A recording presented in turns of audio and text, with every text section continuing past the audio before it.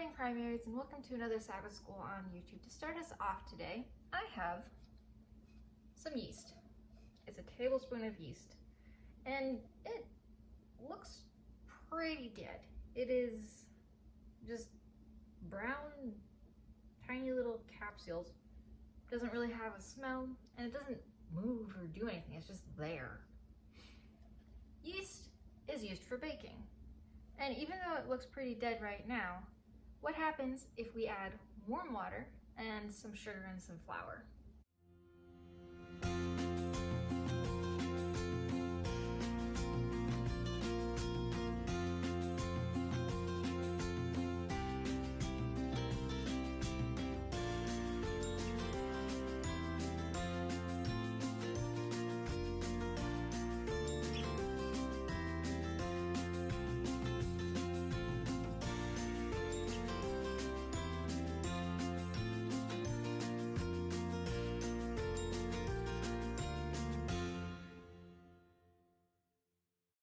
So what does the yeast look like now?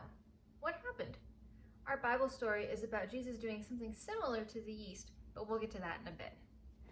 The memory verse today is, "He said to them, 'Go into all the world and preach the gospel to all creation.'" What is the gospel?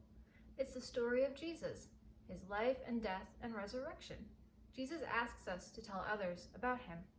There are many ways we can tell others about Jesus. Can you think of some ways that are other than talking? Our message today tells us that we serve God when we tell others that Jesus is alive. It was Sunday morning after the most difficult Sabbath of Jesus' disciples' lives. He had died just a few hours before sundown on Friday, and his followers had buried him quickly in a tomb that belonged to Joseph of Arimathea. Then they hurried home because it would soon be Sabbath. The women who had been at the cross when he died wanted to serve Jesus by caring for his body. They had followed and watched as he was laid in the tomb. They watched as a heavy stone was rolled across the opening to seal it. They too had rested on the Sabbath, but as soon as it grew light on Sunday, they had hurried to Jesus' grave with burial spices. "Who is going to roll away that heavy stone for us?" they asked each other as they neared the tomb. Little did they know an angel had already appeared from heaven. With a mighty earthquake, he had rolled away the stone and called Jesus to life in the name of the Father. The women were stunned to see the tomb open and the angel shining with the glory of heaven sitting near the stone. "Don't be afraid," said the angel. "I know that you are looking for Jesus, but he is not here. He has risen from the dead just as he said he would. Go quickly and tell his disciples. Jesus is on his way to Galilee and you will see him there." Can you imagine how shocked they were? After all that had happened in the past few days, they probably didn't know what to think.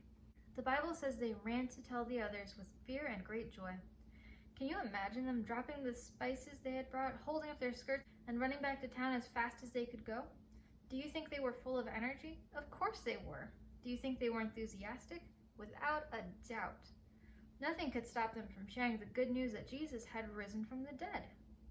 The women shared the good news. Jesus was alive. Soon, Jesus appeared to his friends.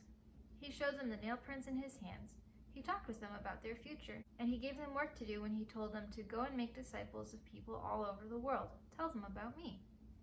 We have the honor of sharing that same message with the world today. Are you ready to tell the world the good news about Jesus? More important, are you ready to live like Jesus? Imagine you were there. What would you be thinking? How do you think the women and the disciples felt when they saw Jesus alive? What does Jesus' resurrection mean to us today? I have a few scenarios for you to think about and discuss with your family. Here's the first one. Your grandma doesn't go to church. She fell and broke her arm. What can you do to share Jesus with her? Paul is the meanest boy on your street. What can you do to tell him about Jesus?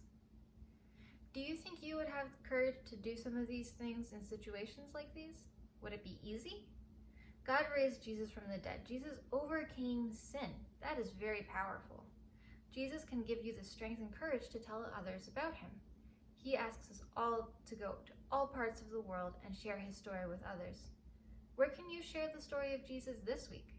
Thank you so much for joining me this week for Sabbath School. There is a link to the primary treasure below, and it has the lesson, it has stories, and an activity for every day of the week. Don't forget to like, subscribe, and ring the bell so you get notifications when we upload next week's lessons. Happy Sabbath!